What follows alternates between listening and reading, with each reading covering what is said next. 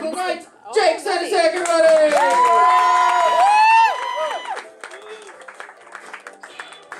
Rock the Casbah.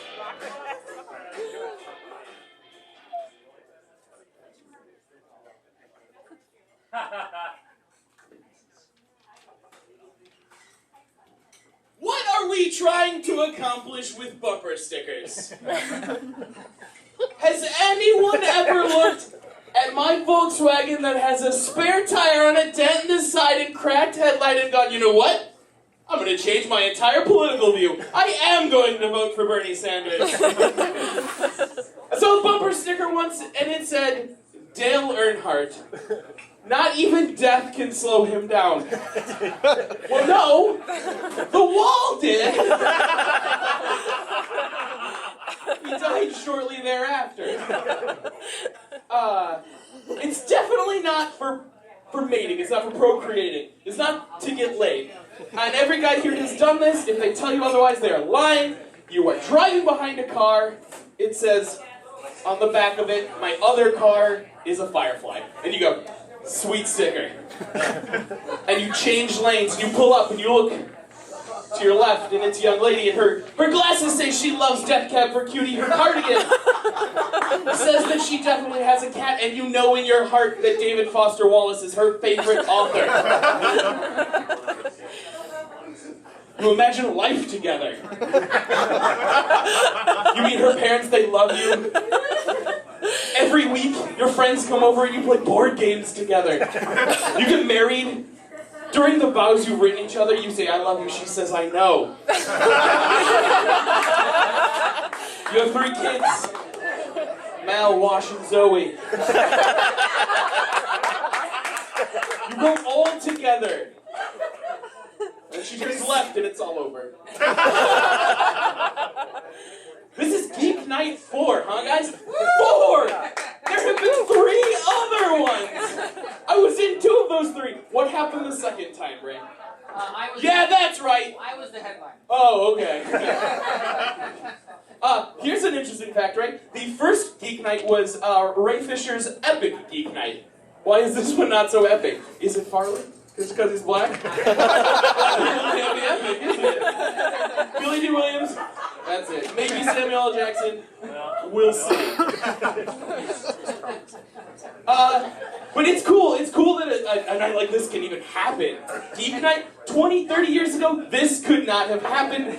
A Geek Night would have been 10 people pretending to be Screech and another 10 people pretending to be Urkel. That would be it. But it's cool now. And what's weird is being nerdy. It's not that. It's not, oh my god, you read comic books, oh my god, you watch Star Trek, Doctor Who, whatever. It's a passion. That's where nerdiness comes from. It's a passion for interesting things. So anyone who's remotely interesting is nerdy for something. I have a very best friend, a good friend of mine. On paper, we should not be best friends. He plays softball every day. He shoots billiards like a man. He smells great. He can walk into a room and fuck someone without trying. But I love the young man, and we are best friends, and that's because he is also nerdy. But not nerdy for Star Wars like I am. He doesn't get excited because there's a girl Thor now. But I watched him look at SportsCenter like I read about comic book movie news. Just taking it in like a sponge. He sits and thinks like, I sit and think about, hey, maybe Obi-Wan put Luke on Tatooine and gave him his dad's last name and left him with his half-brother on purpose to lure him out. And he sits and he's like, hey, maybe Jordan's first retirement was because he got caught gambling and they needed to cover it up. It's the time you spend doing things like that. That's what makes you nerdy, not whatever Ray thinks is nerdy. You know what's not nerdy, though? And these are the people you gotta watch out for because they lump themselves with you when you're nerdy. First of all, anyone who corrects your grammar. I know they think they're being cute and nerdy, but they're not. They're a dick. You're not my English teacher. Sorry I accidentally said kept instead of kept in this situation. You said it wrong. fact that Mariah Carey's Alanis Morissette's ironic is not ironic, is not nerdy. It doesn't make you smarter than us, and that, in fact, is ironic.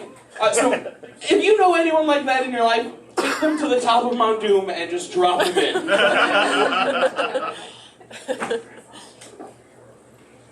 You guys, it is September 26, 2015. We are less than 1 month from the actual day that Marty McFly went to the future. Yes. October 21st, 2015. And people make a big deal about the day. Oh, fuck, we don't have hoverboards yet. And they're trying. We're not going to make it. And that sucks, but you know what we do have? Marty walks onto that street and there's a goddamn hologram that just comes out of a building. We have that technology, but instead of using it for good purposes like they do in that future, we put on a Tupac concert.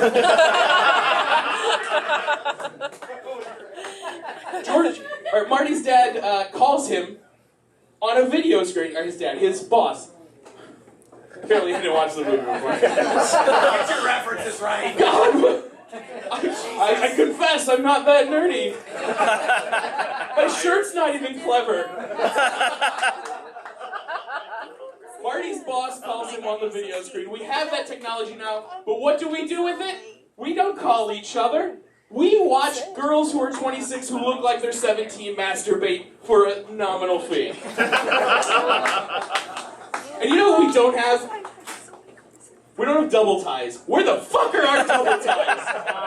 Where are our teeny tiny little pizzas that are done in 15 seconds? That's what I fucking want! You know what we do have that I don't think they had then? We have self-driving cars. It's basically the future now. Can you imagine getting into a car accident with a self-driving car? It's happened, and it's all our fault. Imagine getting out, walking up to that car, and there's no one in it. Which a rational human being could probably connect dots. But more people believe in ghosts than science, so it's a severe problem.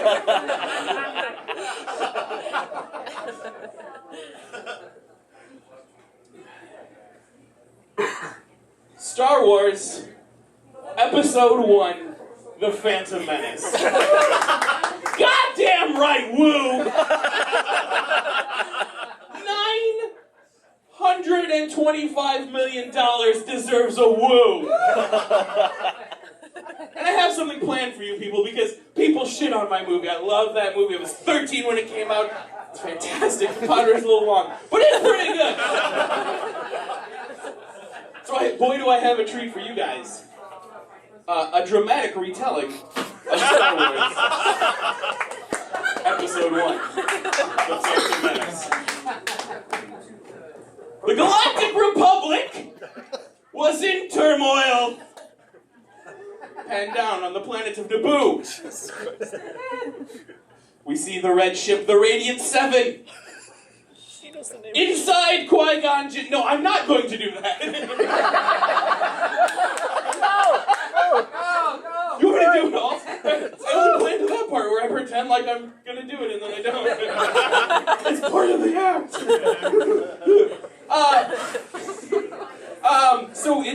Like I said, it's the future. And when you're little, you think about your future. You think about how things are going to be different. And I got a new job recently, a job that when I was younger, I would have never seen on my horizon. I am a janitor at the high school that I went to. And boy, do I wish I could go back and look 17-year-old me in the face and be like, ew, sorry. You know how expensive health insurance is?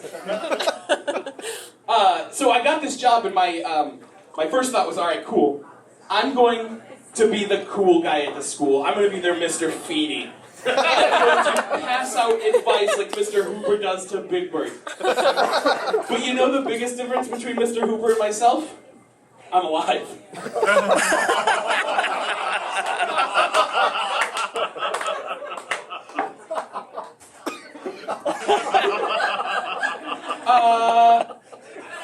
So I don't know a whole lot about 14-year-old vaginas? Actually, I don't know anything. That's when you all get deposed later, you can say he said he didn't know anything. Even at that time, when I was 14 and my friends were exploring, discovering themselves, discovering others, I was like, you guys think that Obi-Wan put Luke on Tatooine with his last name? And so I got this job, and you walk into a girl's bathroom, and apparently the young ladies who go there also don't understand their vaginas, because it seems to me, and like I said, I'm not on the front lines, as if they are grabbing that thing out of their vagina, the tampon, and just whipping it wildly against the side of a toilet. It looks like a postmodern impressionist painting. But a guy who's like off the rails and is doing it in children's blood. And I know I've been in that job about a year, and I know it's my calling. My body is giving me hints. And the longer I'm at the job, the thicker the hair in my ears get. That's my janitors are gross joke. Take a look at the janitor, they're gross.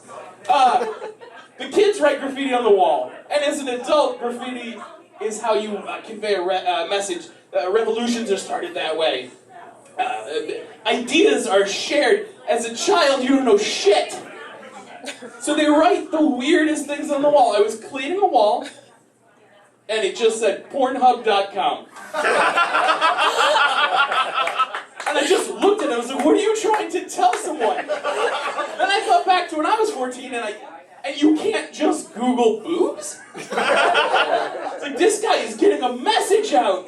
He's telling his brethren where boobs are.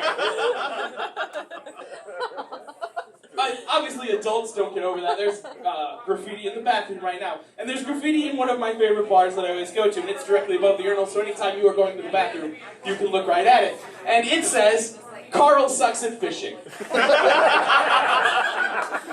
I love to love anything as much as Carl loves fishing, because that's the insult they went with. Not Carl's mom is a dirty whore, not Carl has a tiny dick. No, Carl sucks at fishing. Can you imagine being Carl and seeing that for the first time? No! Who has besmirched the name of Carl? Carl does not suck at fishing. Carl is the best at fishing!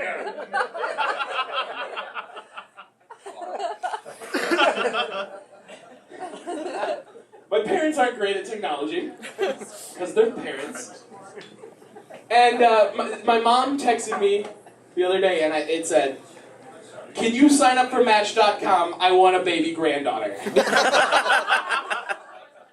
And she has been married forever, so she's never been on a dating site. She doesn't know how it works. She doesn't know how much lying goes into that. You gotta lie about yourself a lot, and then you gotta go on a first date and continue lying? Oh, I'll order a salad in front of this girl. Because later, when I bring her home, and I have two twin beds pushed together underneath a Return of the Jedi poster, maybe she'll give me a little bit of forgiveness because I ate a salad in front of her. Can I ask you a question? Girls, maybe you know the answer, because in my travels on dating sites, I have seen more than one girl covered in lizards. I don't get it. Do you know? You love lizards? Just 3 or 4 lizards, like, on them. Like, that's like they're Dany Targaryen. And they're like her these will grow up to be mighty, and I shall take back Westeros. No! Sometimes I use Tinder because I have friends that are girls that it works because they're girls, and people are just like, you want to see my genitals? Guys. And I'm a lazy dude, it's why I live so close to a McDonald's. I keep a range tight. I don't want to drive more than 15 minutes or anything. And so the options are just limited, and it's all girls that look at me.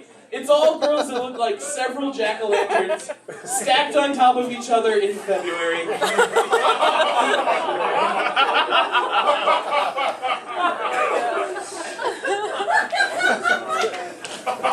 So my mom said, sign up for Match.com. My mom thinks Match.com is Amazon, but for Lee. Like, I can scroll through, she's like, you better get a Prime membership, it's free. But here's my fear.